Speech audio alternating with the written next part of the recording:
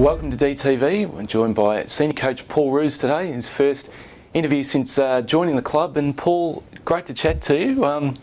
It's almost been 2 months since you've been at the D's. How's it been so far? Yeah, it's probably been a little bit different because I guess when I took over the Swans it was halfway through the year, so with Rodney Eade resigning, so it's probably been a different process this time. You know, you're coming in and getting coaches and players, but having said that, I guess most of the other coaches have been pretty tired towards the end of the year, but I was feeling really fresh, so look, I really enjoyed it. Yeah, it's been a frenetic period for you. You've got to move down from Sydney to Melbourne, and you've got the trade period and list management, that sort of thing. What's it been like from that point of view? Yeah, it has. It's been pretty hectic. But having said that, probably the fact that the players aren't here, you're able to focus on getting the coaches, you know, the trade period, going to the draft camp. So most of the players are away, but they've been good, popping in and out and so forth. Yeah, flying from Sydney to Melbourne, I've sort of flown for the last sort of however many years, and also doing the Fox stuff, flying down, so that doesn't worry me at all. So, but no, I'm really looking forward to the players arriving and getting sort of stuck into training. Yeah. Fascinating year for yourself. You were sort of talked about potentially being the Melbourne coach and having to go through that process. Can you, now that it's a few months on, are you able to sort of reflect upon that period and what it was like for you to actually be amongst that? Oh, look, I just tried to be as honest as I could, so I wasn't really too concerned. You know, probably being on telly every Monday night and with Mike and Jared, and it was a bit of fun.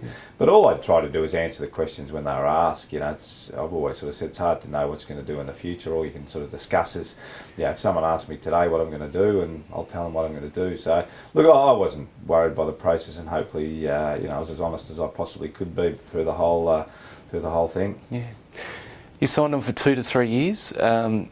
How are you sort of feeling about that now, given a senior assistant hasn't been locked in at this stage? What are your thoughts on that at the moment? Yeah, it was always going to be a process we were going to go through. So probably, whilst we would have liked to have done it straight away, it's never going to be urgent. I think it was really about getting the right candidate and probably more importantly getting the other coaches in place first, getting the players, and then seeing if there was someone available. So look, I've got no doubt someone will bob up over the next 12 months and that'll sort itself out. But I think now, once the process is finished, it's just about the players now, getting the players in and getting them ready for next year. Yeah. Effectively, it could be 44 or 66 games, hopefully with some finals as well. But in that sort of time frame, how do you sort of see you can make an impact? Yeah, I think it's really just, I mean, if you look at the benchmark teams, you know, obviously the 2 grand finalists this year, you know, Hawthorn and Freo, and then you probably, you know, the next 2 best, you know, Geelong and Sydney, and yeah, you just try to emulate what they do really, and that's probably in that 2-year period, 2 to 3 year period, trying to set some really high standards for the group. Yeah, trying to refine the game plan a bit and play, you know, like those top 2 teams do and top 4 teams do. Yeah, so it's going to take some time. Look, we really understand where we're at. You know, you're a 2-win team, and I think 57%. So probably the benchmark for us is more the percentage. You know, people talk about win-loss, but you know, before we worry too much about how many games you're going to win, you've got to be competitive for longer. I think that's really the process for us, and yeah, watching a lot of the games that we've done the last couple of weeks, the coaches, you know, there's a lot to work with, and we're excited about getting stuck into it. Yeah, you've obviously made several changes to the coaching staff. Can you sort of talk about the structure and who you've brought on? Yeah, look, I was certainly no disrespect to anyone in the past, but I guess the fact that I was able to bring in my own crew, because you know, in a short period, as you mentioned, you know, we need to get these guys up to speed pretty quickly. So I didn't want to be coaching the coaches as well. You know, Jade I've known for a fair while, so I was really confident he was contracted, but I was really pleased that he was, you know, gives us some real insight into the internal workings of the footy club and the players, and he's got a great relationship with the defence. So that was really important, not that we did it for this reason, but to get an ex-Melbourne person back, and Brad was really keen to get involved. I've always admired him as a player and as a person, so to get him back involved in a development role and a Melbourne person that also understands the culture and a bit of the history and what's happened is you know, terrific. And then to get some sort of wise old heads from the Swans and guys that I've been associated with was really important for me, because they know what my expectations are, they know what the game plan is, and they'll be able to translate that message really quickly to the players. And I think that'll really fast track, you know, what we're going to try and do in the next period of time. Yeah. Have you sort of anointed a right-hand man in particular for this year?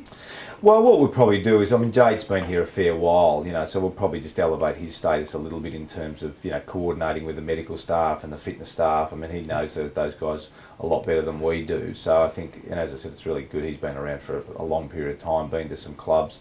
So we'll probably just give him some extra responsibility, sort of the glue that's going to hold the place together a bit. Yeah. The trade period, a few guys have come into the club, Viv Mitchie, Dom Tyson, also Bernie Vince and Daniel Cross is about to join the club. You sort of talk about those guys coming in and what they'll bring? Yeah, look, there was a clear strategy, and I guess before I got here, I mean, Todd and the boys had already sort of looked at the midfield as the area that we needed to work upon. So that was the clear focus. We think forward and back we're pretty good. We've got some good tools at either end, and I mean, obviously there's some other weaknesses in the list, but the real key focus was midfield. And then it's sort of who's available and what happens. But I think, we're really, really pleased that, I spoke to Daniel Cross prior to trade and sort of said, look, we think there might be a role, but let's just wait and see. Viv's a young midfielder. Ross Lyon's a good friend of mine. Obviously, they didn't want to lose him, but Ross and a few of the guys over there were really good at just providing some information and an understanding of where he's at as a player. So that was helpful as well. So we think he can help in the short and medium term. Look, Dom Tyson, I think, is an absolute star, in the making, and that's in the making. I mean, but rather than us getting probably another 18-year-old on the back of sort of Jimmy Toumpas and Jack Viney and Jesse Hogan, we probably preferred to get an older player, with some real special talents, and we think we've done that with Dom Tyson. We think Pick 2 is going to be a good player, obviously, but probably just having a guy that's 2 years older and a bit bigger body, a bigger midfield. Most of the sort of top end midfielders in the draft are sort of smaller mids, and as I said, on the back of Jack and Jimmy last year, we probably needed some size and some real strength. So getting Dom was fantastic, but also holding on to, and getting a pick 9 back was really important. So look, the Giants were terrific to deal with, and I think it was, not too many win-wins, but I think it was a win-win for both clubs, and we're really pleased with that. And Bernie Vince sort of popped out of nowhere, which we're pretty pleased with. Losing Cole and getting a compensation pick and getting a genuine midfielder back in for Cole. Certainly Cole was a valued member, and we were sorry to lose him, but I think he made the right decision to go to Freo. I think it was a great opportunity for him. He'd been at the club for a long period of time, so I think he made the right decision. So getting someone like Bernie Vince just to bob out of the blue almost was really good. So 28, because we're a young list as well. So getting 2 older, wiser heads in Vince and Cross and 2 younger ones in Mitchie and Tyson's, we thought we had a really successful period and ticked off the boxes we wanted to tick off. Yeah.